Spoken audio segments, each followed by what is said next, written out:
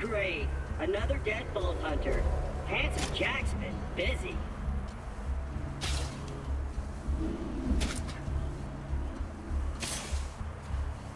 Wait a minute. You're not dead! Yes! Now I can get off this glacier. Claptrap, your metaphorical ship has finally come in. Allow me to introduce myself. I am a CL4P TP steward bot, but my friends call me Claptrap. Or they would if any of them were still alive, or had existed in the first place. Oh, I've got something for you. Here, take this echo communicator that I totally didn't loot from one of these corpses. It comes with a Class 12 heads-up display, complete with a mini-map. Now, come, friend. Let's get you inside.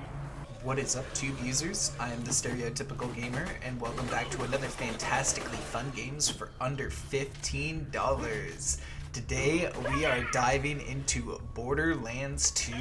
Now, out of the main trilogy of Borderlands games, I think Borderlands 2 is probably my favorite, just because the storyline is so fantastic. The gameplay, while a little bit dated by today's standards, still holds up pretty well, and the characters in Borderlands 2 are some of my favorite characters in all of video games.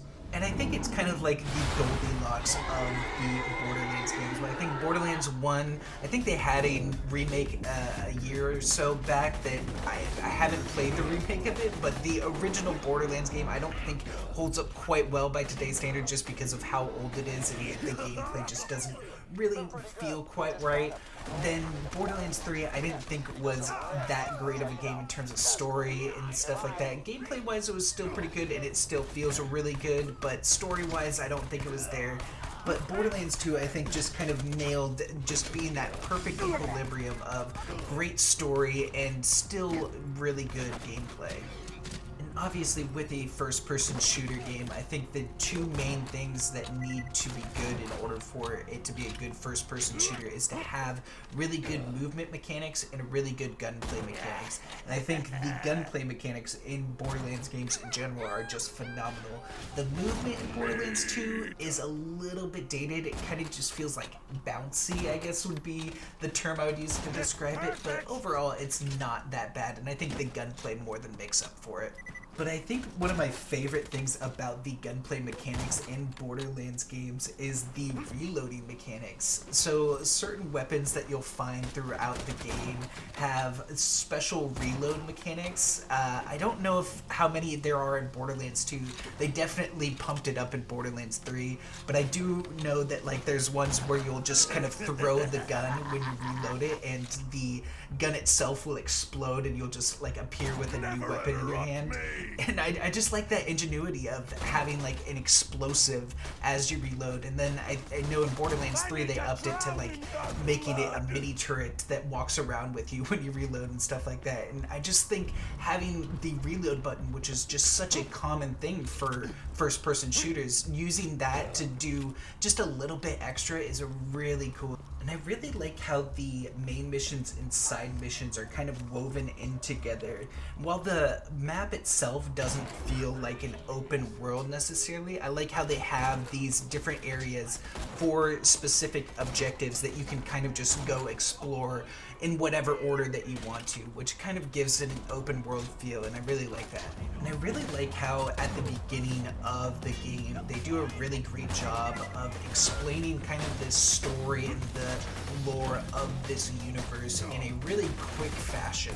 Like the first couple minutes of the game is just a kind of summary of the Borderlands universe itself, and it does a really good job of simplifying it and just getting an understanding of what is going on in this universe. And honestly, I'm surprised that the gameplay overall still holds up really well. I didn't think it would, being that this game is almost 15 years old at this point, but the gunplay is just really smooth, and while the movement does feel bouncy, you do have like a lower gravity and the movement just doesn't feel right. I got stuck on like just random objects on the ground quite a bit. The gunplay definitely makes up for it and definitely makes it still worth playing today. And I really like the gameplay mechanic of when you get down in this game. So when you fall to 0 HP, you have a limited amount of time to fight for your life. And if you get a kill in that time, you get a second wind and you get back up with, I think, like half of your health or something like that. And I really enjoy that mechanic because it allows for more aggressive gameplay. I feel like in other FPS games, you kind of want to play safe, you play for your life and stuff like that. But allowing for this second life opportunity, you can play more aggressive. And if you go down, as long as there's still enemies around you, you can still get back up and get back into the fight. But while this game was definitely phenomenal when it came out, I think there are some aspects that don't quite hold up today that make it not that great of a game. I think one of my first complaints about this game is how extremely overpowered grenades feel early on in this game. Now, I'm usually all for having overpowered weaponry, but having a grenade that can literally one-shot a mini-boss this early in the game just isn't rewarding at all. Like, I had multiple mini-bosses that I had to fight early on in the game that I just took out with a single grenade, and I didn't even have to worry about anything. And it isn't satisfying at all. Another big issue I had too was the looting system in this game.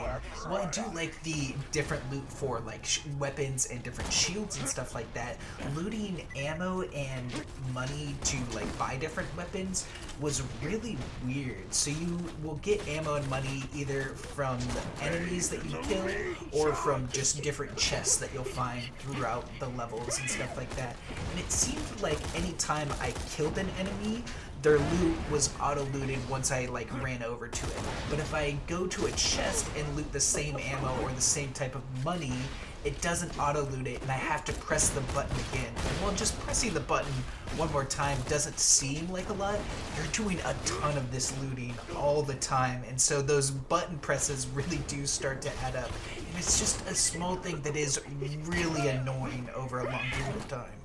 And then I think the other big issue that I had with this game is the kind of satisfaction you get from killing bosses early on. And obviously with these mini bosses and killing them with one grenade, there is no satisfaction in doing that. It is fun, but you really want to like gain something from killing these supposedly hard bosses. And especially for the final boss of the first act, who you would think would be a little bit more difficult than the other bosses you have faced to this point. Just being able to go and sit in one area and not take any damage from him while just damaging him down slowly, it's just really boring gameplay, and I was just really disappointed with the boss fights overall in this first act. I remember some of them later on, especially the Handsome Jack fight at the end being really fun, but a lot of these early boss fights just don't hold up by today's standards. But overall, I still think the gameplay holds up by today's standards, and the overall story in Borderlands 2 and the different characters that you meet along the way are really what make this game a lot of fun. And I think for the price point of $5 right now, this game is a absolute steal, and it's just a really great game to just hop into whenever. And I think with some of those unique gameplay mechanics that they add to the first-person shooter genre, with the second wind mechanic when you get downed, and the interesting reload mechanics that you have for different weapons, plus combining that with the interesting cell shading art style that this game is in, I think this game is really fun and really unique in the FPS genre. And I think if I'm going to recommend a Borderlands game, just because the overall series is really good, I don't think I could recommend Borderlands 1 just because of how dated the original Borderlands game is and how it feels.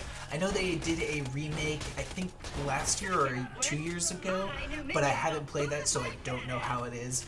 Borderlands 2, I think, is still alive enough in terms of gameplay to still feel good by today's standards. And then Borderlands 3 is definitely the newest and freshest of the trilogy, but I don't think it's as good in terms of storyline. I think Borderlands 2 just by far knocks it out of the park with the stories and characters that are developed in that game. And I think this game just did a really great job of being a fantastic sequel. I think they didn't really stray too far from what worked well in Borderlands 1 and just tweaked and added things to make a better quality of life for the game overall.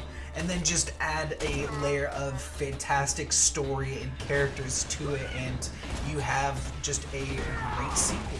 But anyways, that's going to be it for me today. I hope you guys enjoyed the video. Make sure to leave a like if you did.